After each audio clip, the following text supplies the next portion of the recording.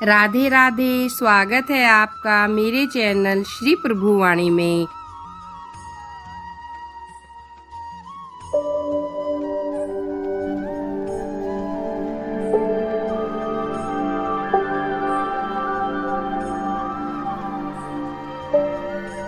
ओम नमः शिवाय भक्तों, आज की वीडियो में हम श्रावण मास के 26वें अध्याय का श्रवण करेंगे।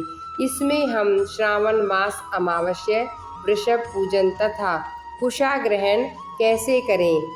भगवान शिव ने सनंत कुमार से कहा, हे वत्स, श्रावण मास की अमावस्या के दिन किए जाने वाले जो भी पुनीत कार्य है, अब मैं वे सब आपसे कहूँगा। सर्वप्रथम महाबली जगत व देवताओं का विध्वंस करने वाले अनेक असुरों के साथ मैंने इसी नंदीश्वर पर सवार होकर अनेकों बार युद्ध किया है, किंतु महाबलशाली महापराक्रमी इस नंदीश्वर ने युद्ध में मेरा साथ कभी नहीं छोड़ा।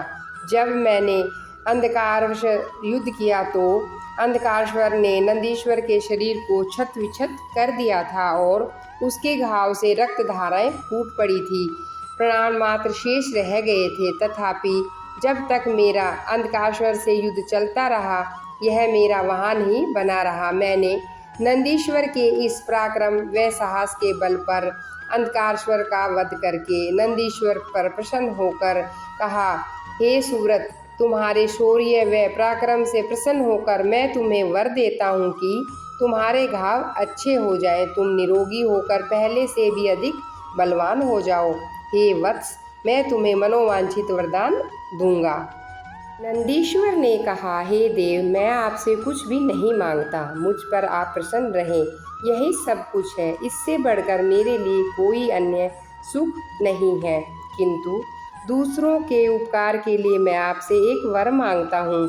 आप आज श्रावण मास की अमावस्या के दिन मुझ पर प्रसन्न हुए हैं, इसलिए आज के दिन गौ के साथ मिट्टी के बैलों का पूजन हुआ करे तथा आज के दिन कामधेनु के समान गाय का जन्म हो तथा यह अमावस्या मनोवांछित फल देने वाली हो। सब लोग मिलकर श्रद्धा भक्ति पूर्वक गौ तथा बैलों का पूजन करें। गेरू आदि शरीर में लगाकर सींगों पर स्वर्ण तथा चांदी के पत्र लगाकर सजाएं। दोनों सींगों पर रेशम के तारों के गुच्छे बांधने चाहिए तथा अनेक रंगों से रंगे वस्त्रों को पीठ पर उठाए, मधुर शब्द करने वाली गले में घंटियां बांधें। दिन के 8वें भाग में जब 4 घड़ी शेष रह जाएं, तो ग्राम से बाहर ले जाकर सायंकाल को फिर ग्राम में ले आएं तथा उन्हें खल व बिनोले सहित अन्य पौष्टिक अन्न भी खिलाएं। श्रावण मास की अमावस्या के दिन जो यह कार्य करता है, उसके घर में गोधन की वृद्धि होती है। जिस घर में गोधन नहीं होता, वह घर शमशान के समान है।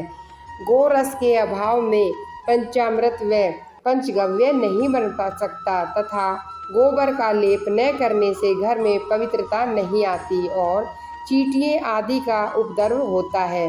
गोमूत्र का सही उपयोग न होने से विघ्न व उपद्रव पनपते हैं। हे महादेव, गोरस के अभाव में भोजन स्वादहीन व रसहीन रहता है। हे प्रभु, यदि आप मुझ पर प्रसन्न हैं तो ये सभी मुझे दीजिए। नंदीश्वर के वचन सुनकर महादेव जी प्रसन्न हुए और बोले, हे वृषभ श्रेष्ठ, तुम्हारे द्वारा मांगे गए सभी वरदान पूर्ण होंगे। आज के दिन बैलों से कोई काम नहीं लेना चाहिए। वे स्वतंत्रता पूर्वक विचरण करते रहें, स्वेच्छा से घास पात चरते रहें और जल पीते रहें। इसे महावीर बलवान अर्थात पील के नाम से जाना जाता है। इस दिन प्रसन्नता पूर्वक बंधु बांधवों सहित महोत्सव करना चाहिए। इस प्रकार के महोत्सव से सभी मनोरथ पूर्ण होंगे। आज के दिन कुशा भी ग्रहण की जाती है। श्रावण कृष्ण अमावस्या को प्रातःकाल स्नान आदि पवित्र कर्म करके कुशा उखाड़कर घर में लानी चाहिए। आज के दिन लाई हुई कुशा बार बार प्रयोग किए जाने पर भी पवित्र ही रहती है।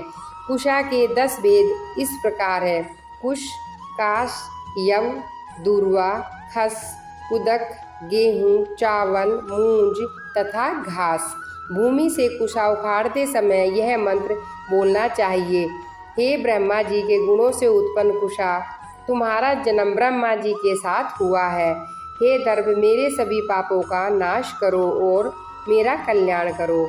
यह मंत्र पढ़कर पूर्व व उत्तर के मध्य ईशान कोण की ओर मुख करके हूँ फट यह कहकर एक बार उखाड़ लें। जिन कुशाओं का अग्रभाग सूखा न हो, ऐसी हरे रंग की कुशा पितृकर्म तथा निर्मूल कुशा देवकर्म व जप आदि में प्रयुक्त होती है।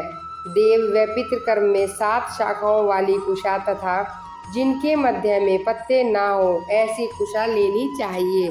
ब्राह्मण के लिए 4 कुशा की पवित्रा, क्षत्रिय के लिए 3 कुशा की, वैश्य के लिए 2 की तथा शूद्र के लिए 1 कुशा की पवित्रा उपयुक्त रहती है, अथवा सभी के लिए 2 कुशों की गांठ देकर पवित्रा बनाएं। उत्पवन कार्य के लिए 2 दर्भ का बिस्तर बनाया जाता है। आचमन के समय पवित्र हाथ से नहीं निकालनी चाहिए। विकिर, अग्निकरण व पादकर्म के अंत में पवित्रा का त्याग कर देना उचित होता है। कुशा पवित्र तथा पाप नाशक है। दर्भ के समान अन्य कोई भी पुण्य फल देने वाला नहीं है। इस प्रकार श्रावण कृष्ण अमावस्या के दिन प्रातःकाल दर्भ ग्रहण करने चाहिए। सारे देवक्रम तथा पितृक्रम दर्भों से ही पूरे होते हैं। इससे बढ़कर श्रावण मास की अमावस्या को और कुछ नहीं हो सकता। यह मैंने तुम्हें श्रावण मास को किए जाने वाले कार्यों के विषय में बताया। अब मैं श्रावण मास में किए जाने वाले अन्य कार्यों के विषय में बताता हूँ। इति श्री स्कंद पुराण श्रावण महात्म्य 26वां अध्याय। ओम नमः शिवाय। आपको मेरे द्वारा सुनाए गए अध्याय अगर पसंद आए तो लाइक और सब्सक्राइब अवश्य कीजिए।